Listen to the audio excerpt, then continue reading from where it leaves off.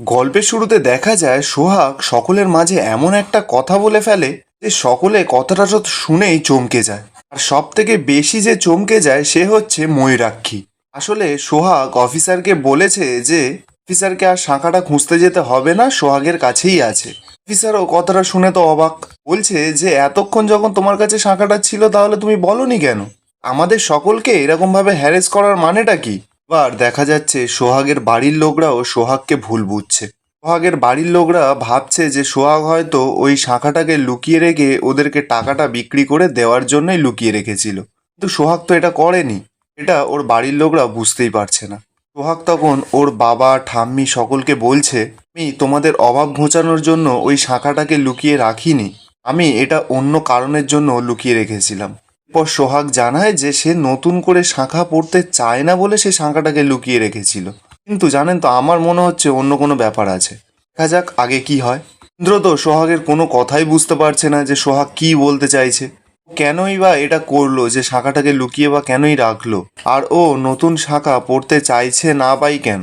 সোহাগ এরপর ইন্দ্রকে সমস্ত ঘটনাটা বলে যে ওর মনে কি চলছিল, ও কেন এই শাখাটা পড়তে চাইছিল না। সোহাগ ইন্দ্রবাবুকে জানায় যে আপনিই তো বলেছিলেন যে 6টা মাসের মধ্যে যদি আমি এই সংসারের সকলের মন জয় করে নিতে পারি তাহলে আমি এই বাড়িতে থাকতে পারবো, আর তা নাহলে আমার যদি মন করে আমি চলে যেতে পারি। কিন্তু এখানে সোহাগের মনে হয়েছে সে কিছুই কারোর মন জয় করতে পারছে না, তাই ও এই শাখাটা পড়তে চাইছিল না।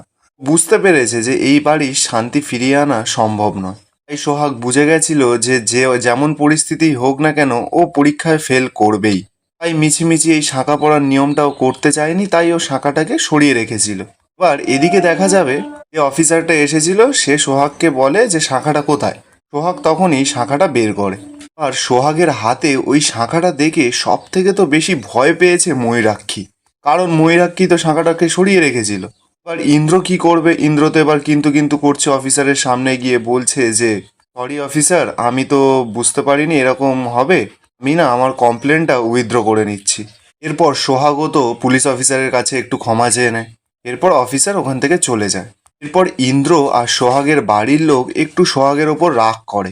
আর রাগটা একটু স্বাভাবিকই, কারণ সোহাগের এটা একটু ভুল করেছে বলে আমাদের সকলের মনে হচ্ছে। এবার আমরা পরের সিনে একটা খুব ইন্টারেস্টিং ঘটনা দেখতে পাই, যেটা হচ্ছে সূর্য তো সোহাগের কোনো কথা বিশ্বাসই করেনি। সূর্যর মনে হচ্ছে সোহাগ অন্যের দোষ নিজের কাঁধে নিয়ে নিয়েছে।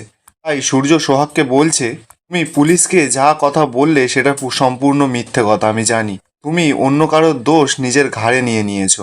ব্যাস, এখানেই তো সোহাগ সূর্যের কাছে ধরা পড়ে গেল। কিন্তু সোহাগও তো ধরা দেওয়ার পাত্রী নয়। ও সূর্যকে বলছে, আমি শুধু শুধু কেন অন্য কারোর দোষ নিজের নিজের ঘাড়ে নিতে যাব? ইন্দ্র তো তখন সরাসরি সোহাগকে বলছে, আমার চোখের দিকে তাকাও সোহাগ, আমি জানি তুমি এখনো মিথ্যে কথা বলে যাচ্ছ। তুমি অফিসারকেও মিথ্যেই বলেছিলে, তুমি অন্য কারোর দোষ নিজের ঘাড়ে নিয়েছো, তুমি বলো তুমি সত্যি কথা বলছো। সোহাগ এদিকে মনে মনে ভাবছে, আর কাহিনী পুরো ফ্ল্যাশব্যাকে দেখানো হয় যে আগে সোহাগের সঙ্গে কি হয়েছিল, মানে সোহাগ কোথা থেকে ওই শাঁখাটা খুঁজে পেয়েছিল। কাহিনীর ফ্ল্যাশব্যাকে দেখা যাচ্ছে রূপা তো শাঁখাটাকে লুকিয়ে রেখেছিল, কিন্তু যেই শুনেছে অফিসার সমস্ত ঘর সার্চ করবে তখনই তো রূপা খুব ভয় পেয়ে গেছিল। রূপা এবার শাঁখাটাকে বের করে কোথায় রাখবে সেটাই ঠিক করতে পারছিল না। এরপর ও ঠিক করে যে ও হিডেন লকারে রাখবে, কিন্তু ও শাঁখাটা লুকানোর আগেই সেখানে সোহাগ চলে আসে। ব্যাস, এখান থেকেই তো পুরো কাহিনী বদলে যায়।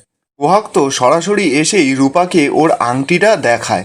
একটা কথা পরিষ্কারভাবে বলে দেয় যে চোর জানেন তো যখন চুরি করে কোনো না কোনো একটা প্রমাণ ফেলে আসে। রূপার ক্ষেত্রে সেটাই হয়েছে। সোহাগ হাসতে হাসতে রূপাকে বলছে, আপনি যখন আমার ঘর থেকে শাঁখাটা চুরি করতে গেছিলেন তখনই আপনার হাত থেকে আংটিটা খুলে পড়ে গেছে। কথাটা শোনা মাত্রই ওই সিনে রূপার মুখটা দেখলে আপনারাও হাসতে হাসতে পাগল হয়ে যেতেন। রূপার তো ভয়ে মুখ শুকিয়ে আমসি হয়ে গেছে। সোহাগকে জানায় যে ও কেন এই শাঁখাটা চুরি করতে যাবে। রূপা তো প্রথমে কিছু স্বীকারই করতে চাইছিল না। সোহাগ তো রূপাকে বেশ করে ভয় দেখায়। রূপাকে জানায় সে পুলিশকে ওই আংটিটা দিয়ে দেবে, তারপর পুলিশ রূপাকে ধরে ভালো করে জেরা করে মুখ থেকে সমস্ত সত্যি কথাটা বের করে নেবে। ব্যাস, রূপা তো আরও ভয় পেয়ে যায়। রূপা তো এবার গড় গড় করে সমস্ত সত্যি কথাগুলো বলতে থাকে। বলে যে ও চুরিটা করতে চায়নি, ও শুধুমাত্র ওর মমের কথায় ওকে ফাঁসানোর জন্য চুরিটা করেছে। মানে ময়ূরাক্ষীর কথা শুনেই ও আসলে চুরিটা করেছিল সোহাগকে ফাঁসানোর জন্য। এরপর রূপা নিরুপায় হয়ে সোহাগের হাতে শাঁখাটা তুলে দেয়। এখানে সোহাগ একটা সব থেকে বড় ভুল করে কি, রূপাকে কথা দেয় যে ও আসল চোরের নাম বলবে না অফিসারের কাছে।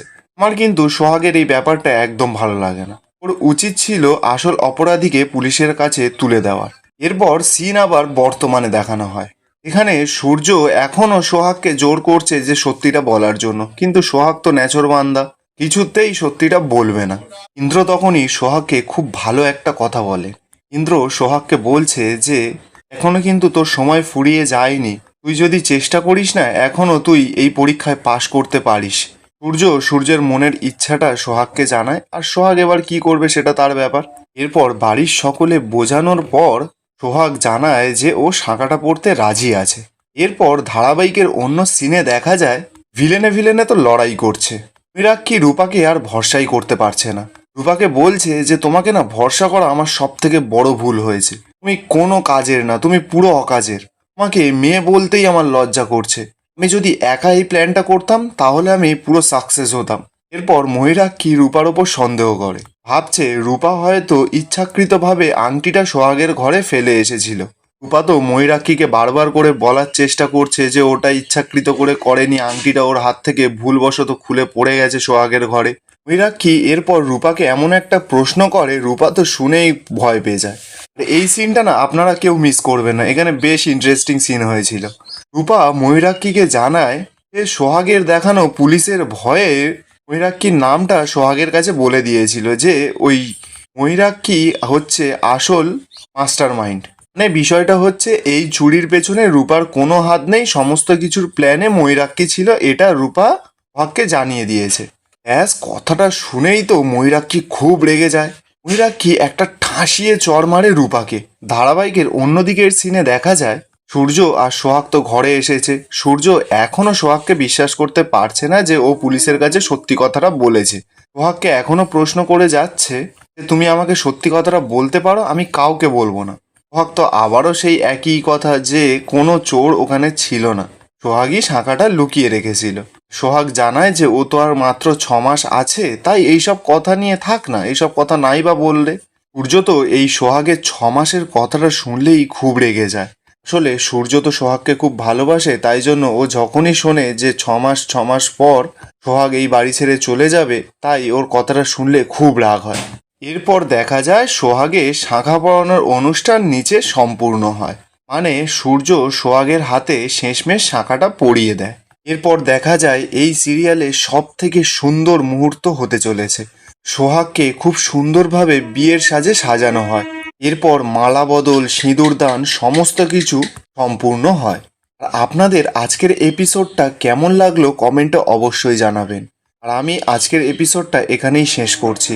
দেখা হবে কালকে নতুন এপিসোডে।